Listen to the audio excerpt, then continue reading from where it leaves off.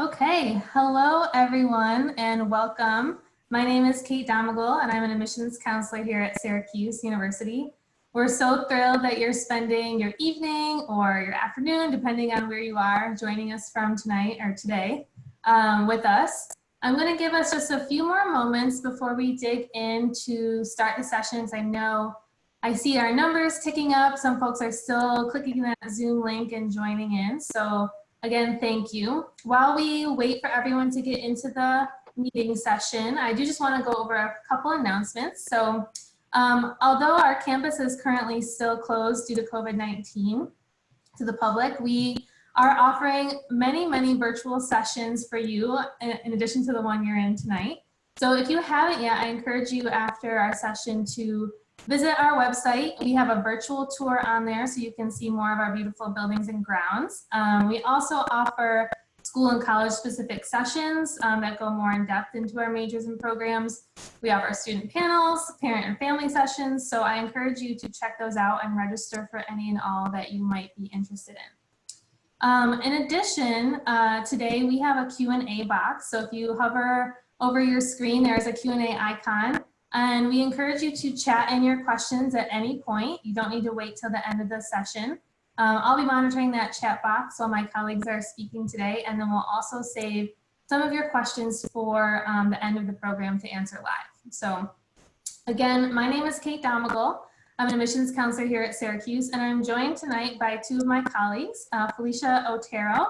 She is the Director of Admissions within our Falk College of Sport and Human Dynamics, and Tim Finley, who is our Assistant Director of Undergraduate Admissions in our School of Education. So thanks to both of them for joining me tonight. And in just a few minutes, I am going to turn it over to them because they are the subject matter experts in their fields. But of course, tonight is all about teaching in human services. And we hope you'll learn a lot about potential programs of interest to you as a prospective student. Before I do hand it over, I do just want to mention some broad information about our campus. So if you're a prospective student who's just beginning your research about Syracuse, you should know that Syracuse is a large size institution. We have about 15,000 undergraduate students. However, we're separated into 10 undergraduate schools and colleges. So tonight you're going to be specifically hearing about our School of Education and our Falk College of Sport and Human Dynamics, but we do have others. And we have about 200 majors and 100 minors, many of which you're going to hear about tonight. Although we are a large institution, because we have these undergraduate schools and colleges, you are going to get a more personal feel on our campus. We have a 15-to-1 student to faculty ratio, and our average class size is about 26, but the majority of classes are actually under 20. So you're going to get to know your professors, get to know other students in your courses. And here at Syracuse, we're really proud of both our focus on the liberal arts, but also the ability to focus in on a professional area as well. So some of the programs you're going to hear about tonight do both really well. So with that, I would like to turn it over first to Felicia, who's going to kick us off. Hello, everyone. So glad you're here.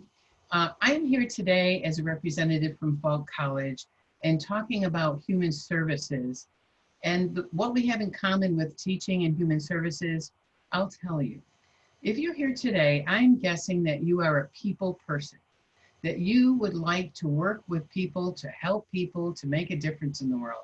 And there are so many different ways that you can do that. At Syracuse University, as Caitlin said, you will get a liberal arts education, but we want you also to get skills and hands-on experience so that when you graduate, you'll be able to get a job job. And that is one of the reasons for going to college. I'm sure mom and dad will agree with that. So the idea is, how do you do that? And what would you do at your age? You really don't know what you want to do when you're my age. I don't expect anyone to know that far ahead, but you do have a lot of information about what you're all about, what you love to do, what's important to you, what your passions are, what makes time fly by, what are you good at, what comes easy to you, and what do other people say, like, oh, you should be a lawyer, or you should be a counselor, or you should be a this or that. All those things are clues. When you're organizing your clues, because as I said, you don't need to know the answer, you just need to pick the right college. But when you're organizing your clues, think about a few things. One is, do you know the population you want to work with? Perhaps it's children. A lot of young people come to college and say, I would like to make a difference. I would like to work with people. I want to specifically work with children. Well, there's a million things you can do with children. Is it elementary education? Is it as a doctor? Is it as a public health specialist? Is it as a nutrition counselor for children with diabetes? Is it in social work and counseling? So think about that population and then think about the setting you want to work in. Population, setting, and the third area of clues would be what social issue or problem you would like to address in the world. So in the days of COVID, for example, we're getting lots of new interest in public health, in food studies, in nutrition, in social work, and in the counseling sort of areas. So when you're starting to think about what am I going to do way down the road after I graduate from college, how do I connect that with a major? Think about being a people person, helping others, and what population setting, an area that you would like to make a difference in. One of the main areas young people often choose, because it's certainly an area that is familiar, is teaching. And my friend Tim Finley from the School of Ed will talk a little bit about that. Perfect. Thanks so much, Felicia, and thanks, Kate. Actually, Kate, could we go back to the last slide just for a quick second? Felicia summed this up very nicely. You'll see so many different majors and also just different words here that sums up different aspects that you might be interested in. So as Felicia said, caring, a helping profession, supportive, if those are some of the attributes that you think of when you think of yourself, both of our areas could be a great focus. Diversity and inclusion, social justice. We know those are huge focuses of our world right now, and we'll help you along that path. So to dive right into our School of Education, but again, my name is Tim. I'm our assistant director here. I'm really the one person that students interested in our kind of teaching and non-teaching programs in the School of Education connect with. And so please reach out to me. Our contact information is going to be at the end of this presentation, so reach out anytime, especially because many of you are unsure of whether you want to go into teaching or human professions, social work, sports management, that Felicia will be, and others that Felicia will be talking about in a little bit. So this is really a higher level view of different opportunities, different options that you could pursue within the School of Education and Falk College. And so if you're looking for more detailed information after that, please reach out anytime. As Kate said, there are a number of other virtual options every week that we get into some more specifics. But in the School of Education, we have 12 different majors. 11 of those lead to a teaching certification. And it's important to note that you will have the opportunity to earn a New York State certification. And many of you might be, and I know are joining us from as far as California, Washington, and a number of other states tonight. I can promise that the New York State certification will prepare you to teach anywhere in the country. So you'll be able to take that New York State certification, bring that to any other state, take typically one additional exam to become state certified, and then you'll be off to the races in teaching. But our programs are located in a couple different areas. So our arts education and our music education program is housed as a dual program with our visual and performing arts school. So that's a third undergraduate academic college within Syracuse. And then our secondary education programs, which would be grades 7 through 12, where art and music are K-12, are going to be located in the College of Arts and Sciences and the Maxwell School of Citizenship, a fourth undergraduate area, and that's going to be the English, Math, Sciences, Social Studies, and Spanish area. And then we have our health and physical education programs. Again, those are K-12, very similar programs, but the health and phys ed program leads to a dual certification where you can teach health and phys ed, where phys ed just leads to one. And then our most popular programs are going to be our inclusive early childhood special education program. That's actually a dual within Falk College and the School of Education. And that is because of Falk College's Human Development and Family Science program, which I'm sure Felicia will mention just a little bit. But you're going to be Human Development and Family Science. So thinking and working with students from birth, pre-K, kindergarten, first and second grade, but then also the education components within the School of Ed. And then our largest program within the School of Education, our Inclusive Elementary and Special Education program, that's going to be working with students grades 1 through 6. Felicia said it very nicely. When students think about working with children or students, it's good to start narrowing down what age group of students that you want to work with. And that's something that we can absolutely help with.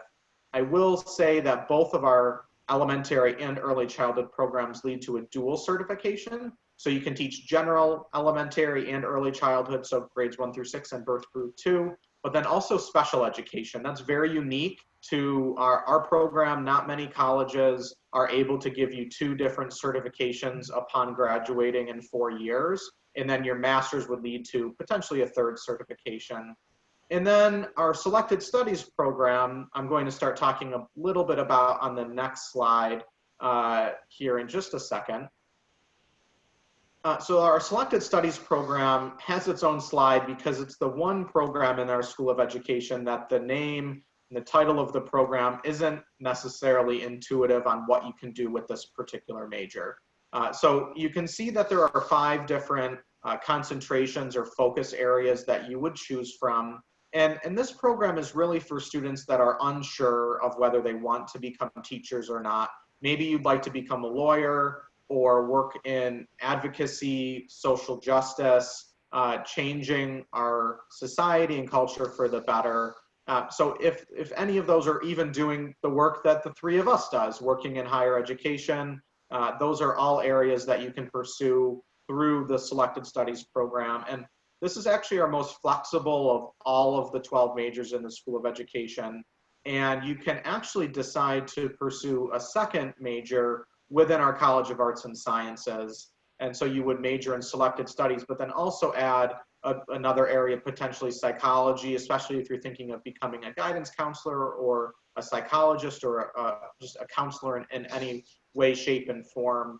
And so we have tons of literature about all of these programs. And if any of these are interesting to you, please reach out and I can help you with additional information. I did want to mention just a couple other things just before we move off the slide. So 98% of our School of Education students within 6 months of graduating with their bachelor degree are either employed or going on for their graduate or master's work. So we're really proud of all of the amazing things our students are doing, and they're seeing amazing success. Talking about that job placement that Felicia mentioned, that's what you want, that's what your parents want, and our students are getting placed at that 98%. Another unique aspect of our School of Education for all of our 12 programs is that you are either starting in an education class specific to your major, having potentially an internship, or being placed into school for a school placement or a field placement with our urban and suburban school settings here local to Syracuse. That's very unique to our program. We really believe in real world and hands-on experience from day one, starting in that first year. And so over the course of your 4 years, you're actually getting anywhere between 5 and 8 different school placements, building 500, 800, 900 hours of resume building great work, which is why we're seeing so much success. And then lastly, I did want to mention study abroad. This is something that's very popular at Syracuse. Approximately 50% of all Syracuse students will decide to study abroad at least once before they graduate. And if you're interested and really passionate about studying abroad, you can definitely study abroad within our School of Education. Specifically, I'll just talk about us for a moment, because I hear from many students and families that when they look at other programs, they're not always able to pursue that study abroad interest within the education field. Perfect. Thanks, Kate. We can keep on going there. And then I got a little bit ahead of myself, but the highlights, as I was talking about, very diverse programs grounded in applicable real world learning, that you're in the classroom getting to know your faculty members and your classmates very personally. So Kate mentioned that Syracuse has about 15,000 undergraduate students. the School of Education is actually our smallest academic area at the university. So we make up about 500 of that. So it's a really great balance to strike between the name recognition, Division I, research one university and 250,000 plus alumni on the one hand, and then a very personal School of Education that you start in the field your first year, and you have faculty guiding you through studying abroad, student teaching, field placements over your course of your 4 years. And as you run into problems and issues in the classroom, as you become more comfortable and confident, you want that support from people that know you on a first name basis and know what your aspirations are. And you'll definitely get that within our School of Education. If we were a larger School of Education, we wouldn't have the opportunity to place you as early on as we do. And then something that we find is really important is transportation from campus to those different schools. We schedule that for you. So we have transportation that picks you up on campus, brings you to school, and brings you back to campus once you're done. And then we also schedule those placements for you. So none of that is something that you have to stress on. And then there's a lot of different support opportunities like free tutoring, our writing center, and many others that you'll have in our really caring community within the School of Education and at Syracuse. Thank you, Tim. I'm going to turn it over to Felicia again. So carry on. Thanks. Thank you, Caitlin. So take a moment just to kind of scan over the mission of the Falk College. It's just about the same as most other colleges, which is to give you an education. Everybody wants to provide you with an education and a good education. In addition, we want you, as I mentioned earlier, to graduate with skills, experience, and hopefully a job. So we are working with you right from the beginning to try to help you figure out what is it do you want to do down the road. When I work with students and with families, 16 years old, 17 years old, 18 years old, I always ask moms and dads, do you remember what you were thinking you would be doing when you were your son or daughter's age? And most of them say, oh, I'm not doing that anymore. Well, so this is what I like to talk about when I meet with our families. The best advice I can give you, and I've done this to hundreds and hundreds of families, is to start talking about choosing the right university. Because at your age, you're going to change your mind a few different times. So you want to pick the university that is the right distance from home, not too close, not too far. It is the right size. It's not too big. Can't get lost in it. And it's not too small. And SU is medium size. And the third and most important one is that there are a lot of options for you. And as a people-oriented person, someone who wants to help others and make a difference, we often have students coming in to Falk College and saying, you know, I'm not exactly sure what I want to do, but I know that there's a lot of interesting things at Falk College. And we do help you along the way in terms of our career services from the beginning, not waiting until you're ready to graduate, to help work through that process of identifying how what you are about, what you might want to do down the road, and a major, how they all connect. So if you're interested in health and well-being of individuals of all ages and families and the communities that they survive in and live in and thrive in, then Falk might be what you're looking for. Academics, service learning projects, internships. It's not just about what you learn in class. You'll learn a lot in class, and then we expect you to apply it to real world settings. And we are all about social justice and social responsibility. So all of our students are taking what they learn in the class and having to required to apply it, whether it's in a group project, some research, or out in the actual community, applying what they learn in the classroom. So these are the kinds of things you need to start thinking about. When you apply to a university, pick a university, as I say, the right distance, the right size, and has a lot of choices. At SU, we've got 200. Over 200, 100 minors. You can mix and match. You can do education and social work. You can do social work and public health. You can do public health and biology. At Falk College, we have quite a number of options for you. Next slide, please. Sometimes it's really hard to explain what Falk College is, the human service aspect. Yes, we have sport management, And sport management is one of our very popular programs. It's very exciting, it's very glamorous.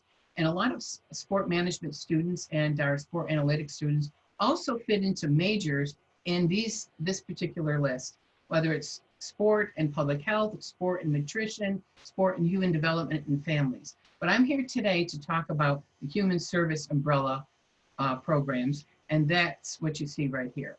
So food studies is our newest major, and it's about students, young people who say, you know what, I don't know what I want to do, but I know it has something to do with food, okay? Maybe they're not interested in being a chef, but they want to work around food in some capacity. They just don't know how to do that yet. It could be in policy, it could be in advocacy, it could be in nutrition, it could be in farm to fork, it could be in supply chain, all those things that are happening right now in the news. Where does our food come from? How does it get to us? Where is the chain broken? Who gets it? Who doesn't get it? Those are the topics that our food studies students are interested in.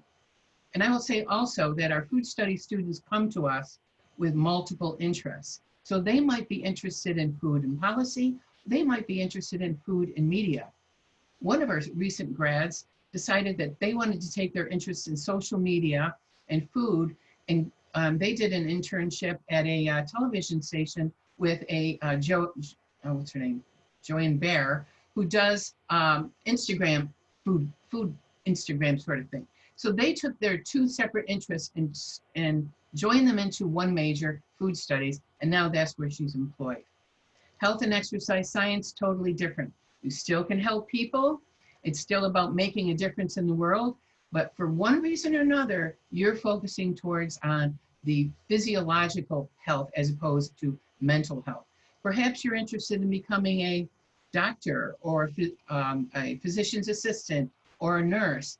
It's SU, you don't have to pick a specific major. There's no pre-med major, so to speak. You pick an area that is fascinating to you, that you're going to love taking the classes and doing all the work, and then you learn what else does it take to be successful with that path. And health and exercise science is one path, and probably Tim could talk about that more, because it was originally in the School of Ed and has recently moved over to Human Services and Falk College. Human Development and Family Science is a psychology-based program for people who want to help children, youth, and families. How did they do that? Generally speaking, they're trying to find ways to pick the population they want to work with in a special population that they would like to see themselves employed in, whether it's working with children with issues in poverty, neighborhood centers, or in school settings. Human Development and Family Science goes very well with many of the other majors at the university, like psychology or social work, and you'll learn a lot of those psych sort of classes you'll be taking. Nutrition, there's two nutrition programs, nutrition science, nutrition dietetics. Both of these programs, again, are helping professions, but it has to do with food and eating and health and making a difference to others. The difference between the two: nutrition science, often chosen by students who are interested in pre-med or pre-health, allied health, or science or research. They're going to take all the classes that the nutrition students are going to take in terms of biology and nutrition and calculus and chemistry, etc. But they're going to be aiming towards a different kind of a career. They're interested in working in the pharmaceutical business, or they're interested in research, or somehow or another, they want to turn their interest in nutrition and science into a career. And the courses that they take, you can always look at online for a very good clue if you're going to like a program. If you look at nutrition science and you see 20 courses there and they all sound fascinating, that's the program for you. If you look at nutrition and you say, oh, I got to take what? How many math classes do I take? How many science classes? Then you know you're on the wrong track and you need to retune. We have students who are interested in helping and being in a health profession, and they choose nutrition dietetics, one of our professional programs, because it leads to a credential that is called the RD, Registered Dietitian. So you take many of the same classes the nutrition science students do, but you focus more on dietetics and working in a setting where you can help others, whether it's about obesity, diabetes, poverty, etc., You choose a school setting, a hospital setting, a clinic, a spa, all in really a hot career right now, nutrition dietetics, but you have to like science. So if you don't like science, you don't want to take biology or chemistry, you need to find another major. Public health is another way to help people.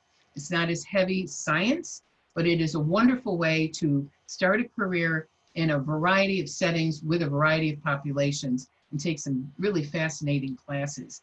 Some of them in psychology, some of them in nutrition, some of them in food.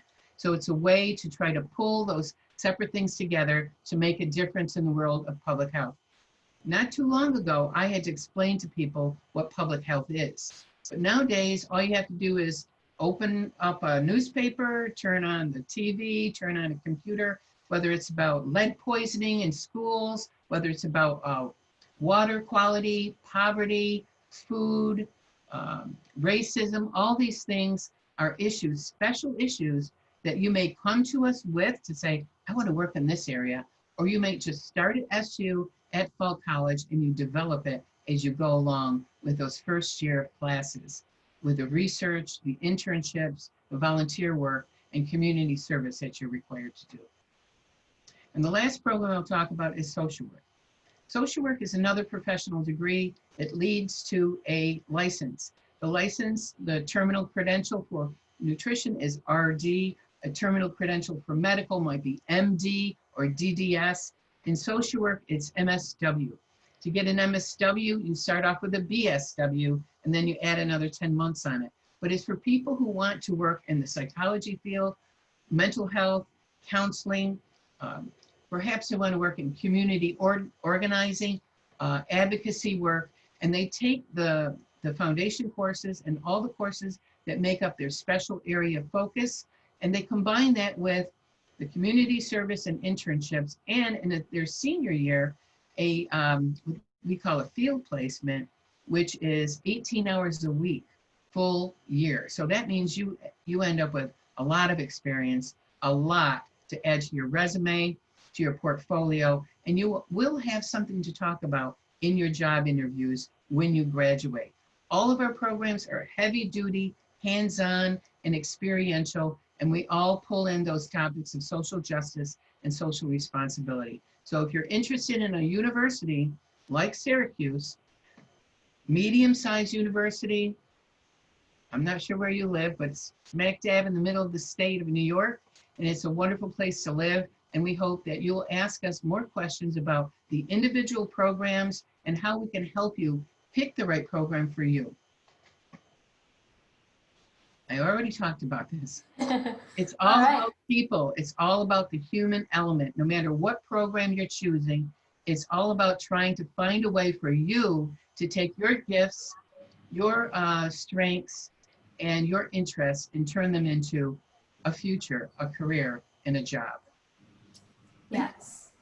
Thank you, Felicia, and thank you, Tim. I do just want to add on to that. So I know Felicia talked about it a little bit, and Tim as well. When you do come to Syracuse, you do get not just an academic advisor, but also a faculty mentor and a career advisor. So all of our academic and career advising is housed within the specific school and college. So that means you're going to have expert advice from folks who understand, the careers and fields you're pursuing, which can make all the difference. I do know we're going to move over to questions now. So if you haven't had the chance to chat in your question, or you're waiting to see if we're going to answer something, please don't hesitate to chat it in. You can use the Q&A box icon on your screen. But we do have one question here already from Josh and Jill. And I think this one's the one for Tim. So Tim, the question is, what year do you start student teaching?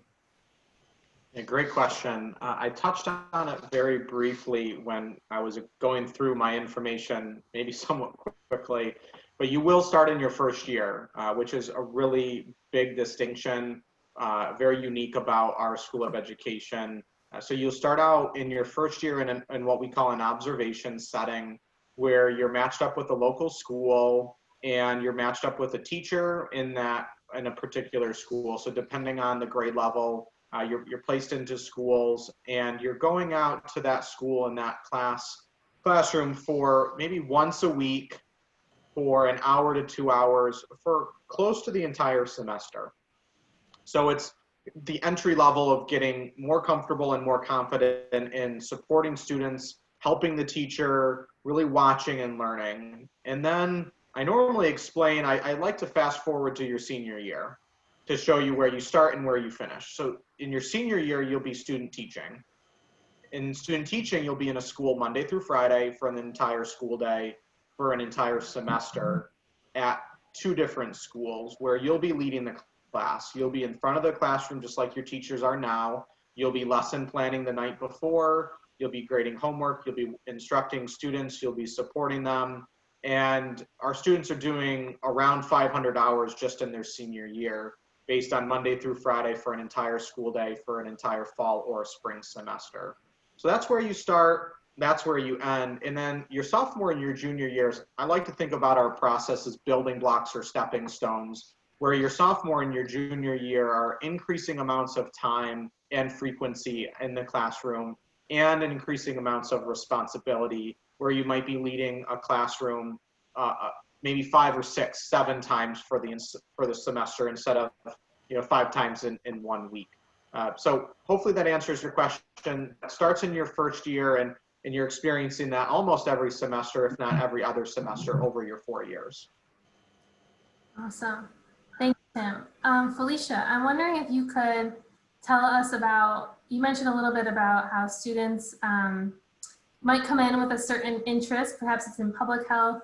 Maybe they're looking at, they're interested in looking at racism and environmental racism, or maybe they're a student in nutrition and they want to learn about a certain topic within nutrition. How does research play into the academic experience within Falk College?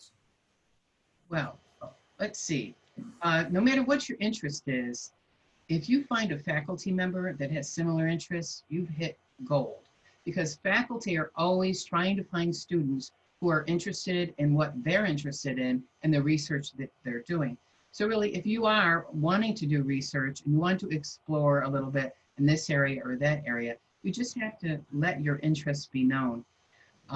As Caitlin was saying, we're this 15,000 undergrad student university organized in 10 colleges. Falk is one. Under there's 7 majors. And you choose your major, or you can even come in as undeclared because you can't decide which one you want. And you need to make those relationships happen. And the faculty make that very easy to do because the classes are small. So you have an interest, you talk to somebody about it, you talk to a faculty member about it, and then that really opens the door for what comes next. And that's up to you. Whether you want to do a first semester, a first year experience with research, or you want to do a first year experience out in the community, trying something on for size. And that's what college really is about. You get that degree, but it's a lot more than that. You need to try things on as soon as you possibly can. One of the things I always say is like, I hear so often, oh, I want to work with children. I say, have you ever done this before? Because I would like you to go try it for 6 or 7 days, 8 hours a day, and find out, because isn't it better for you to find out when you're a freshman as opposed to after you graduate and you decide, oh no, I didn't want to do that. So that's what college is about. And at Falk College, we make that the center of your experience in addition to the liberal arts degree you're going to get. Thank you. We also have on campus a fairly new, about a year old center called The Source, which is really the hub for undergraduate research at Syracuse. So even if you think research sounds cool or that it would be a great addition to your resume or preparation for future study, you can go in there and be paired with an undergraduate research mentor, which is a great way, even if you have no idea where to start, to get a leg up there.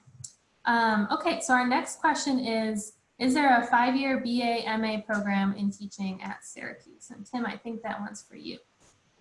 Great. Before I answer that question, I did want to just talk briefly about the research. So Syracuse is an R1 research institution, which means that, as Kate and Felicia were talking about, we have just almost all of our faculty in some capacity are doing research. And so there are just so many different opportunities to express that interest to a faculty member and work with them one-on-one and have the opportunity to actually get published as an undergraduate student happens at Syracuse. And part of SOURCE was a $1 million basically focus of the university for that SOURCE office to give different amounts of money to students to be able to fund research. We've had students in our School of Education receive $2,500, $5,000 to conduct research that they're working on. And Felicia mentioned I'm really passionate about our health and exercise science program that is in Falk College, and our students are working with the faculty there and conducting about 270 hours of internships or research before they graduate. So I wanted to give a little plug for that program, even though it's not within the School of Education. It's a really great program. But to answer the actual question, I like to go on these tangents often. So the 5-year program it's a great question, and I'm glad you brought it up because it's a really important distinction between different colleges, especially within School of Education programs. And so we do have a 5-year time frame, but you won't be applying to your master's degree now in your senior year of high school. So let me explain that. Let me unpack that just statement briefly. So you will apply in your senior year of high school for both Falk and School of Education through the common application. So if you really love what we have to say tonight and you're passionate about Syracuse, you think you can see yourself here based on the size and the distance from home and the academic programs, we'd love to have you submit your application this fall through the common application. And both Felicia, her colleague that I work very closely with, Zach, who isn't here tonight, is just a wonderful professional. He and I work very closely together, just like Felicia and I do. We're really here to support you. We're a few people that actually read applications for our respective areas. So we're good people to reach back out to in case you have questions about what recommendation letters or who should write those, what essays you should write, and other aspects to really highlight and strengthen your application because we want to give you that support. But the reason why we don't have a 5-year program is because we want to give you time to make sure that the major that you're pursuing over your bachelor degree, your undergraduate degree, is the major, is the area that you want to pursue long term. It's very difficult to choose a college, let alone focusing on a major and honing in on what you want to do for the rest of your life. We realize that. And so we'd love to have you stay with us. We have over 40 different graduate and master's degrees within our School of Education. And the majority of those can be done in just one additional year. So when I said you can still do that 5-year timeline, that's absolutely accurate because you would graduate with your 4-year degree and then you would start the following summer in one of our over 40 different programs. And many of those, again, can be done in just one additional year. So you still have that 5-year timeline, but we give you that flexibility of staying with us at Syracuse. And we actually offer, at a minimum, a 25% tuition discount, that if you continue with us, that you get that when you go and continue into our programs. But that we also give you the flexibility, especially if you want to move back home to a different state or get a different style of learning, a different focus area in education. We want to support you in that path as well. So yes, we have that 5-year time frame, but you won't apply that way in your senior year of high school. You'd apply that way in your senior year of college. Thank you, Tim. Okay, we have a question from Aaron who's asking about the acceptance rate for transfer students. So I'm going to ask maybe Felicia and Tim if you each want to talk a little bit about what applying and entering into your college looks like as a transfer student before we talk about rates, because I know Syracuse, because we're separated into 10 undergraduate schools and colleges, and you do apply into a school and college, it can look a little different depending. Okay, I guess I'll go first, huh, Tim? Sure. We love transfer students. I look at a lot of the transfer applications.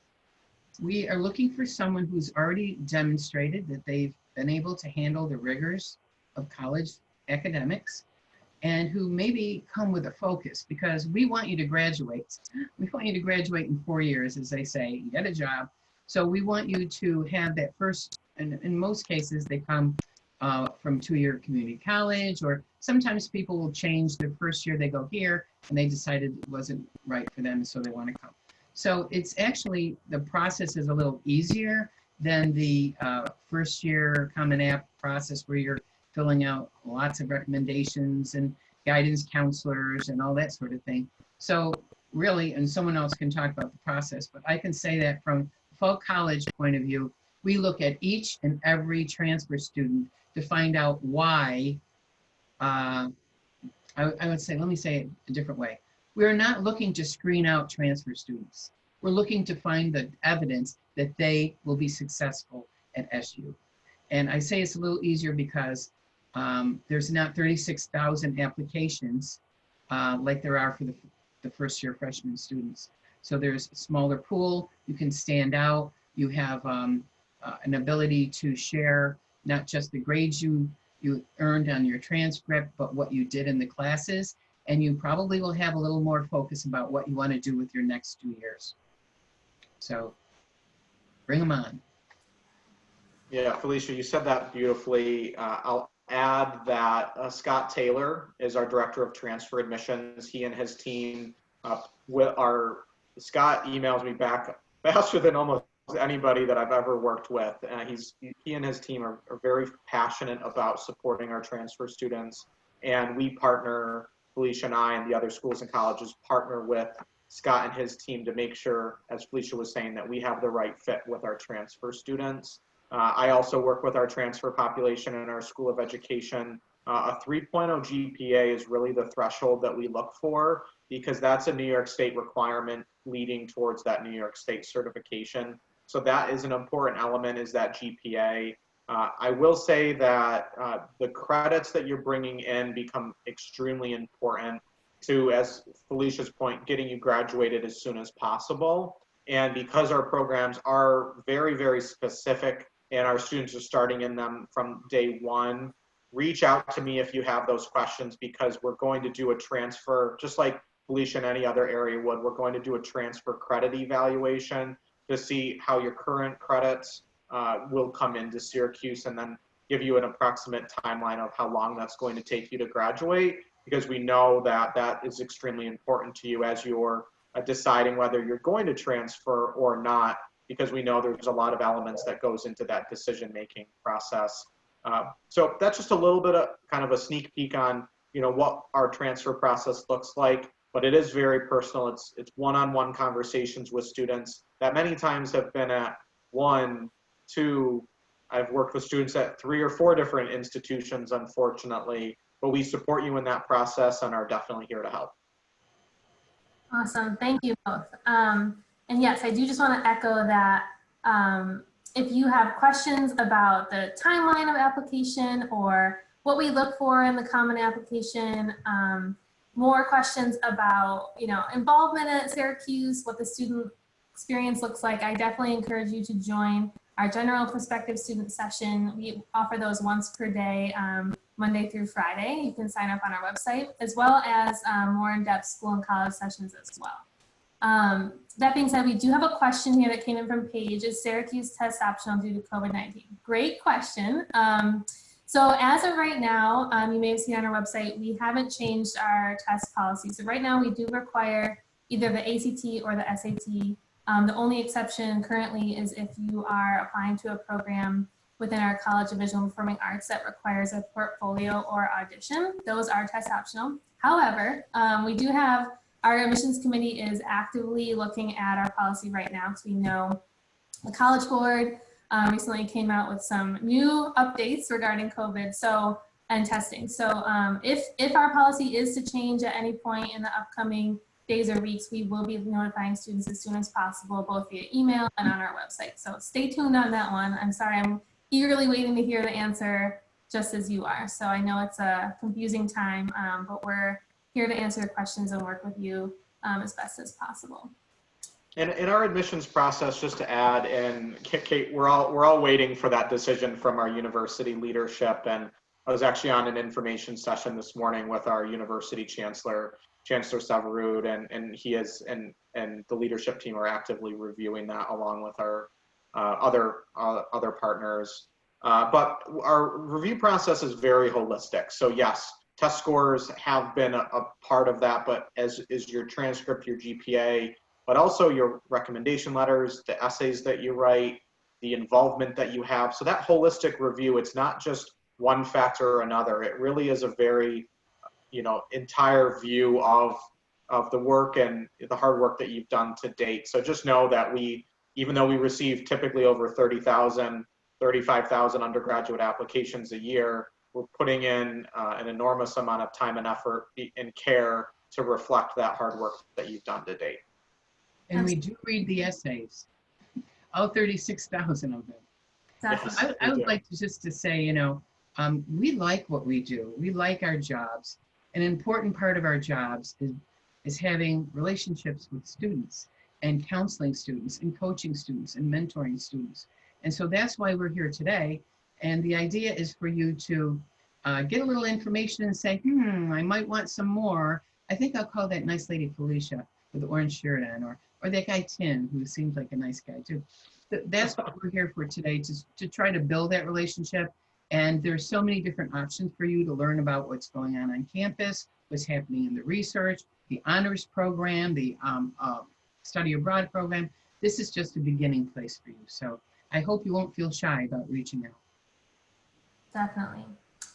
We have two other questions that came in. So has Syracuse decided if or when they will resume in-person visits? So again, we're still waiting on that answer as well. So right now we are still closed to the public, but we have a committee of 90 people, both health and professionals, faculty and staff administrators, who are working on our reopening policies and procedures. So as soon as we're able to open to visitors, we will be letting you know, but unfortunately I have no official date to give you, but we're all eager to do so as well when it's safe to.